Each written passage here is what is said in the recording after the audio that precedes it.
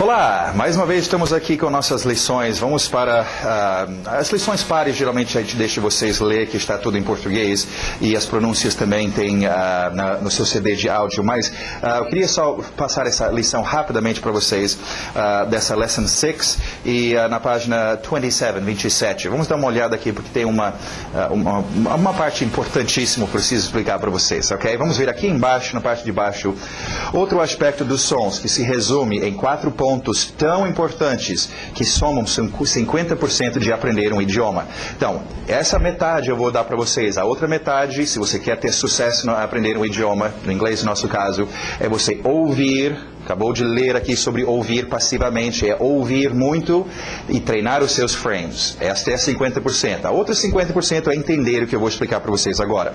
Alright, vamos lá. Número 1, contexto. Nós já falamos sobre algumas dessas ideias e nós vamos juntá-las agora e ver como tudo trabalha junto. Contexto. Quando estamos numa conversação, temos que saber o assunto sobre o qual conversaremos ou estaremos por fora. Contexto é tão importante, gente. É sobre um contexto que nós estamos abrindo a boca e falando. Então, prestem atenção no contexto. Com isso, vocês depois vão até aprender a usar dedução, a deduzir o que está sendo dito, só por poder olhar no contexto. Agora, contexto é importante. Número 2, ritmo. Temos que estar usando o ritmo certo, ou correto do idioma para poder captar e também transmitir as palavras-chave.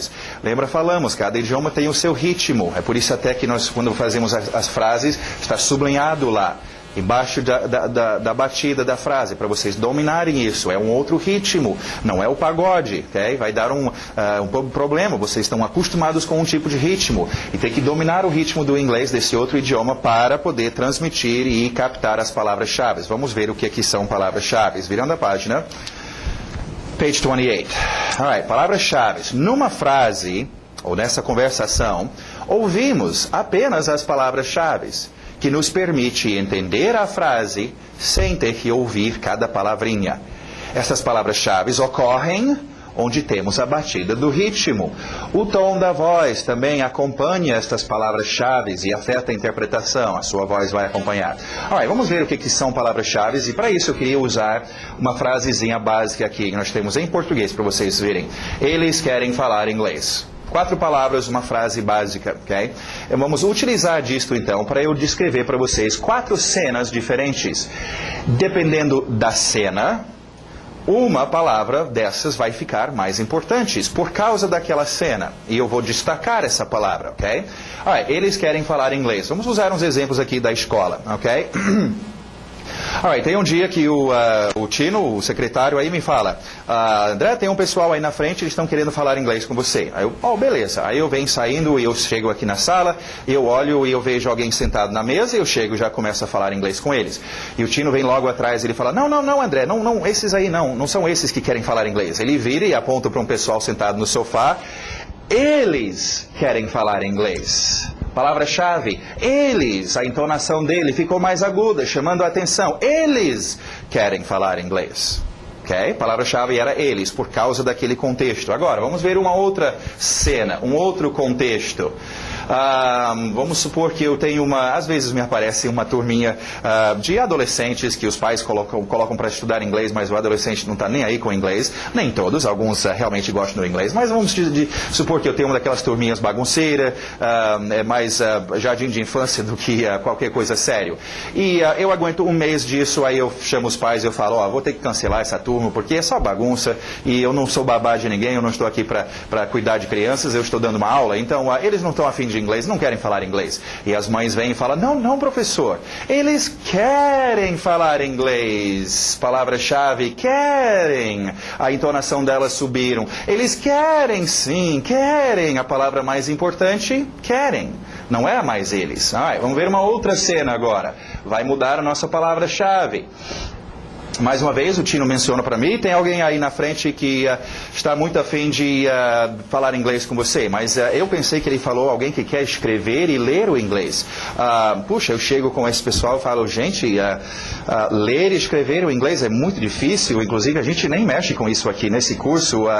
Vocês querem ler e escrever o inglês? Como? Aí o Tino atrás de mim fala, não, André, eles não querem escrever e ler o inglês, eles querem falar inglês. inglês.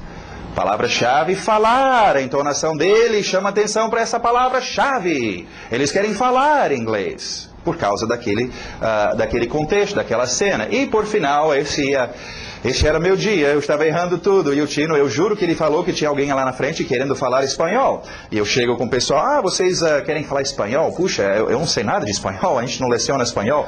Como o Tino falando atrás de mim? Eles não querem falar espanhol, eles querem falar inglês. A minha palavra-chave, inglês. Então vocês podem ver que com a mesma frase, a minha palavra-chave, nesse caso era só uma palavra-chave. Nós vamos ver nas frases, às vezes é 2 ou 3 palavras-chave. As palavras-chave são ligadas ao contexto, okay? Ao que está acontecendo na sua cena. Okay? Agora, rapidamente, vamos só ver como isso funciona, então, no nosso inglês. Okay? I want to work with my son, ok? Want to work with my son. Nas nossas frases que nós estamos tendo aí, eu já escolhi para vocês as palavras-chave. Nós não temos uma cena aqui, poderia ser outras combinações, ok? Mas eu escolhi, então, mas vamos treinar isso. Alright? Lembra, sua entonação sobe aqui. Por que a entonação vai subir? Porque esta é a palavra-chave e eu quero chamar a sua atenção a esta palavra-chave. É natural, minha voz fica mais aguda. Sons agudas chamam atenção. Sirene da ambulância é bem aguda. Okay? Chamar atenção para esta e esta. Agora olha a diferença. Em vez de I want to work with my son, 1, 2, 3, 4, 5, 6, 7 palavras, na verdade eu só preciso de 3. Querer trabalhar filho. É mais ou menos como no Velho Oeste, eles mostravam os índios falando, né? Me índio. Ir casa sua, comer carne. Tá, eu entendi. Ele não falou, sou um índio, cara, moro aqui do lado, tô a fim de ir lá na sua casa. Não precisou de todas as palavras. Então, quando a gente conversa, na verdade é só isso. Nós não estamos, e a tendência de quem aprende o inglês do livro e cada palavra, querer captar cada palavra, e não vai dar. Okay? Então, você percebe o contexto e aí vai, sim, só uma palavrinha ou outra surgindo com a entonação, chamando a sua atenção e você segue. Essa era uma coisa que tinha uma época que eu dava aula de literatura dinâmica, ou a pessoa poder ler muito rápido, e a mesma ideia, em vez de você focalizar o seu olho em cada palavra para ler, okay? Você não consegue ler um livro grosso muito rapidamente se você tem que olhar cada palavra. A ideia é de você desenvolver uma visão suave, onde os seus olhos passam por cima e só pegam as palavras principais. E você vai deduzindo e ganhando significado. Okay? Então, importante demais as nossas palavras-chave. Se você dominar a entonação, está fazendo isso naturalmente, a entonação acaba acertando o ritmo, acaba acertando as palavras-chave, ok? Então, se você domina a entonação, isso tudo funciona naturalmente, ok? Então, começam a ouvir, começam a treinar. Nas frases, nós vamos ter as palavras-chave. Começa a destacar e não prestar atenção na frase toda, mas só naquelas palavras que estão se destacando para vocês, alright? Vamos saber, para encerrar aqui, o número 4, pensar em inglês. Com o contexto, o ritmo e as palavras-chave, tudo isso acontecendo em harmonia, podemos entender a conversação e pensar em inglês. Agora, este é um aspecto muito importante, o seu pensar, vocês podem ler aqui como pode treinar o pensar, eu vou só te dar umas dicas.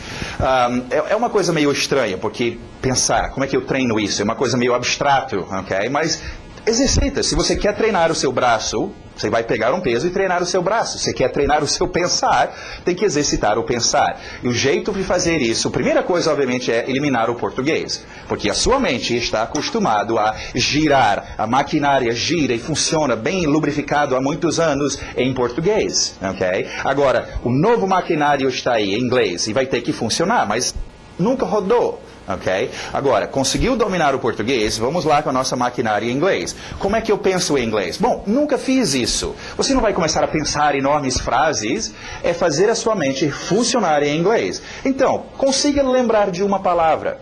Ok, deixa eu ver. Speak. Eu não sei o que é speak, mas eu lembrei de speak.